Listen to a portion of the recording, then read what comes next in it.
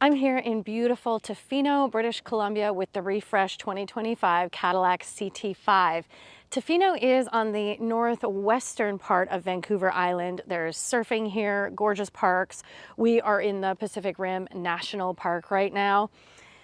Let's talk about the CT5. Yes, rear wheel drive is standard, that has not changed, but what has changed for 2025 is a new front end and rear end refresh, so new styling updates. I think it looks amazing, of course, and then also some major interior tech updates and advanced driver assist features updated as well.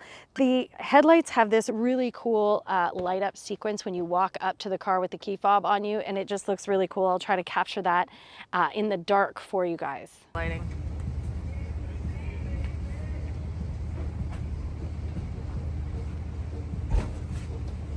All right, we have dual exhaust. This does have the all-wheel drive package on it, even though I mentioned the CT5 is standard rear-wheel drive. CT5 badging and the torque in nanometers, which is a Cadillac thing, rear styling updates, and a really giant, nice big trunk with a big rubber mat, lots of storage, and the back seat folds down 60/40.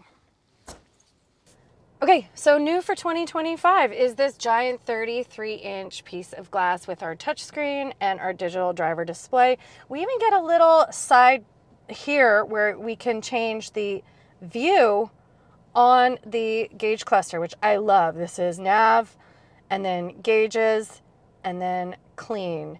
We can also adjust our head-up display. I know a head-up display is hard to see on camera. The head-up display can be turned on and off here, as well as lifted, lowered, and our brightness can be adjusted, which I think is pretty great.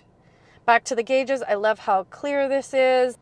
It has this speed limit sign on here, which is fantastic when you're road tripping like I am on highways where you're not super familiar with what the speed limit is. And of course, being a Cadillac, we have Super Cruise, which is hands-free adaptive cruise control, and I used it on this road trip. I will show you guys. It is fantastic. It changes lanes for you automatically. It is the best hands-free adaptive cruise that I have experienced. All right, you guys, I'm using Super Cruise on the highway here on Vancouver Island. I think it's wild that Super Cruise even changes lanes for me. It knows when it's safe to do so. It's trying to keep me at my set speed. So if there's a car going slow in front of me, it'll move into the passing lane. It will pass the car. And then when it's safe to go back into the right lane or the slower lane, it does that automatically as well. It's so nice to be able to go hands-free, and Super Cruise is really sensitive. So for example, if I put my hand in between me and my eyes and the sensor, it will start flashing at me almost immediately because it can tell that I'm not paying attention. You see that green light? It's blinking because it can tell that I'm not paying attention. And then it started to slow down, and then it gave me a warning to take control. So now I've taken control. It disengaged Super Cruise because I wasn't paying attention for too long. Now I have to re-engage it. Gives me the green, which means I can take my hands off the steering wheel again. This time I'm going to engage the lane change, show the lane in front, and it's changing lanes for me. And it even turns off the signal for me, which I love. I think Super Cruise is really, honestly, like my favorite semi-autonomous driving thing. It's really, really good. Yes, we have wireless CarPlay. It is very responsive. I have loved it. We also have Google built in. So this is new for 2025 for this CT5. You will have seen this on other GM products that I have shown you recently. It is all Google based. We even get Alexa, we get apps, we get everything. You can also connect this to your Gmail account, so you could have your calendar and everything in here. I love this dual zone climate control. I love these piano key buttons for the climate. It's just really functional, great. I love hard touch for climate. Heated and ventilated seats. Of course, we have a heated steering wheel as well. And then a really functional center console with some gorgeous carbon fiber 2 cup holders, a wireless charging pad, auto hold. We get drive modes. It's just touring, sport, snow, ice. This is all-wheel drive, or has the all-wheel drive package on it, and then a custom My mode, and then back to touring. I really love this gear shift knob as well. And we get a really nice clear 360 camera, excellent backup camera, and then gorgeous leather dash with some contrast stitching and some carbon fiber throughout.